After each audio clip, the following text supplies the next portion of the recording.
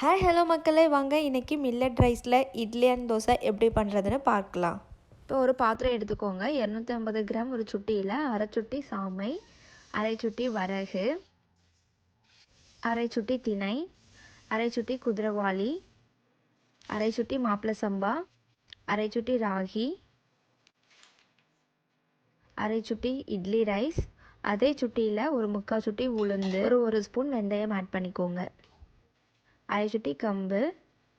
இப்போது இதை ஊற வைக்கலாம். இப்போ தேவையான தண்ணி சேர்த்து அதை ஒரு 7 மணி நேரம் ஊற வச்சிடுங்க. இப்போ இதை 7 மணி நேரம் ஊற வச்ச பிறகு இதை 5 வாட்டி நல்லா கழுவி எடுத்துக்கோங்க. இப்போ இந்த ஊற வச்சு கழுவி எடுத்துக்கிட்ட அரிசியை ஒரு மிக்சி ஜாரில் மாற்றி அதில் தேவையான லைட்டாக தண்ணி விட்டு ஒரு ஸ்பூன் உப்பு சேர்த்து அதை நல்லா அரைச்சி எடுத்துக்கலாம். தண்ணி ஜாஸ்தி ஆட் பண்ண வேண்டாம். ஃபஸ்ட்டே கொஞ்சம் ஆட் பண்ணிக்கோங்க. அப்புறம் நீங்கள் நல்லா கொஞ்சம் அரைச்சி பார்த்துட்டு வேணும்னா கொஞ்சமாக ஆட் பண்ணிக்கோங்க. ரொம்ப தண்ணியாக அரைக்க வேண்டாம், ரொம்ப மையாக அரைக்கக்கூடாது. கொஞ்சம் லைட்டாக குறன்னு இருக்கிற மாதிரி அரைச்சி வச்சுக்கோங்க.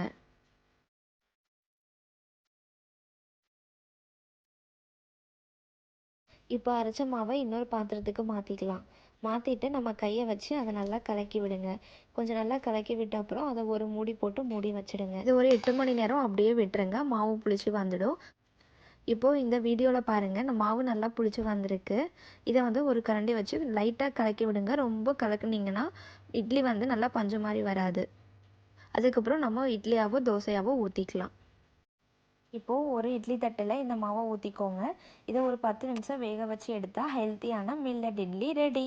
இந்த மாவை நீங்கள் தோசையாக ஊற்றுனீங்கனாலும் தோசை வந்து நல்லா கிறிஸ்பியாக வரும். ட்ரை பண்ணி பாருங்கள். இப்போ பாருங்கள், இட்லி ரொம்ப சாஃப்டாக வந்திருக்கு. நான் சொன்ன மாதிரியே நீங்கள் அந்த அளவு போட்டிங்கன்னா இதே மாதிரி உங்களுக்கும் சாஃப்டாக வரும். இந்த மில்லட் இட்லிக்கு நான் தக்காளி சாம்பார் செஞ்சுருந்தேன். அது ரொம்ப சூப்பராக இருந்துச்சு. அதோட ரெசிபி லிங்க் வந்து நான் டிஸ்கிரிப்ஷனில் கொடுக்குறேன், செக் பண்ணி பாருங்கள். இந்த ஹெல்த்தியான மில்லட் இட்லியை வீட்டில் ட்ரை பண்ணி பாருங்கள். ட்ரை பண்ணி பார்த்துட்டு எப்படி இருக்குன்னு சொல்லுங்கள். இந்த வீடியோ பிடிச்சிருந்தால் லைக் பண்ணுங்கள், சப்ஸ்கிரைப் பண்ணுங்கள், ஷேர் பண்ணுங்கள்.